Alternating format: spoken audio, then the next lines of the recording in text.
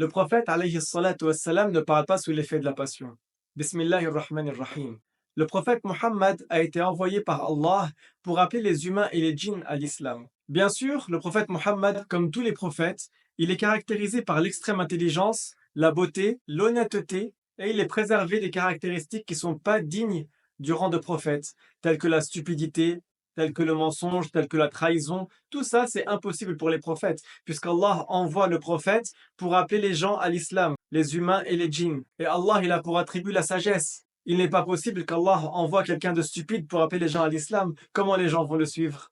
Subhanallah. Dans les sujets de la religion, le prophète parle par révélation. Et Allah nous l'informe dans le Coran. Allah dit وما ينطق عن الهوى إن هو إلا وحي يوحى. Allah nous dit que le prophète alayhi salatu wassalam, ne parle pas sous l'effet de la passion, mais par révélation.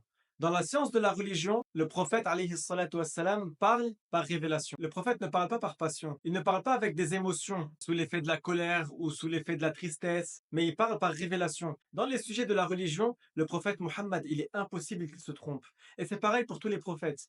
Il ne se trompe pas dans les sujets de la religion, mais il ne parle que par révélation. Même le lapsus, qui est le fait de vouloir dire un terme, mais qu'on dit un autre terme par erreur, ça c'est impossible pour les prophètes. Parce que sinon, ça se pourrait que quelqu'un dise ah, mais le prophète, il nous a donné cette information-là, mais peut-être qu'il l'a dit par lapsus, et du coup, il rejette l'information.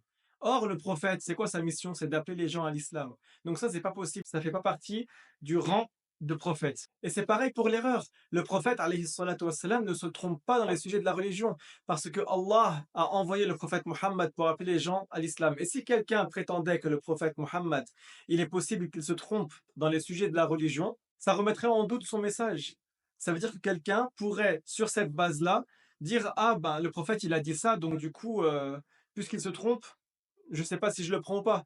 Mais ça, c'est pas possible par rapport au rang de prophète. Allah a pour attribut la sagesse. Et celui qui attribue au prophète Muhammad le fait de faire une erreur dans les sujets de la religion ou le fait de faire un lapsus, c'est comme s'il disait qu'Allah il n'a pas la sagesse. Aussi, Allah subhanahu wa ta'ala nous informe dans le Coran que le prophète Muhammad a commis un péché. Allah dit dans le Coran فاعلم أنه لا إله إلا الله واستغفر لذنبك وللمؤمنين والمؤمنات. La parole d'Allah dans le Coran signifie ô Muhammad, persévère sur la croyance La ilaha illallah et demande pardon pour ton péché.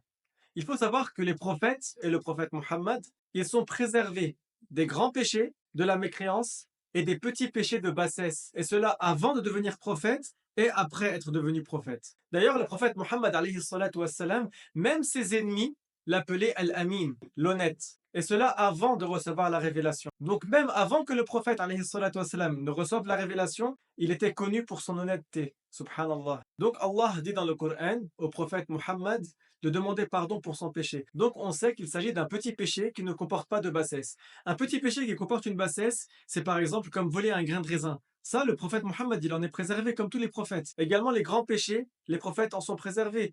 Également, la mécréance, les prophètes en sont préservés avant de devenir prophète comme après être devenu prophète. Mais il est possible pour un prophète de commettre un petit péché qui ne comporte pas une bassesse. Et bien sûr, les prophètes, s'ils commettent un petit péché qui ne comporte pas de bassesse, ils se repentent rapidement avant que les gens ne le suivent en cela. Les prophètes sont des exemples à suivre. Également, le prophète Muhammad, il ne parle pas sous l'effet de la passion, il ne parle pas sous l'effet des émotions. Le prophète Muhammad ne parle pas sous l'effet de la passion et il est patient. Il y a des ennemis qui sont venus voir le prophète alayhi salatu wassalam, et l'ont insulté et ils l'ont provoqué. Mais la réponse du prophète, c'était par la patience. Si quelqu'un prétendait que le prophète parle dans la science de la religion par ses émotions, alors comment sur 23 années, les paroles du prophète alayhi salatu wassalam sont cohérentes? Sur 23 années, il n'y a pas de contradiction dans sa parole, subhanallah. Il est possible que le prophète Muhammad alayhi salatu wassalam se trompe dans des sujets qui ne sont pas dans la religion, dans des sujets de la dunya. Mais dans la science de la religion, le prophète ne se trompe pas, parce qu'il parle par révélation. Walhamdulillahi Rabbil Alamin. Je vous invite à partager cette vidéo, à vous abonner et garder ces paroles dans votre esprit.